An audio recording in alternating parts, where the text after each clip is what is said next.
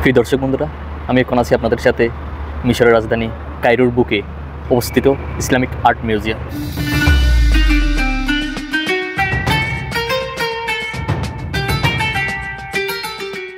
এটি একটি বৈচিত্র্যময় ইতিহাস ও সংস্কৃতির জীবন্ত নিদর্শন।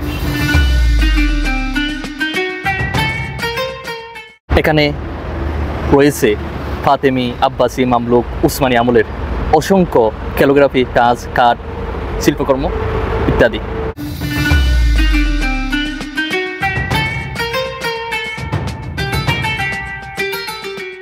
এটি প্রতিষ্ঠিত হয় 1903 সালে।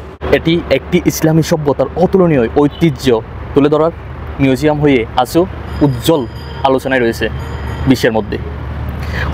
দর্শনার্থীরা এখানে এসে ফিরে যান ইতিহাসের ভেতর দিয়ে হেঁটে।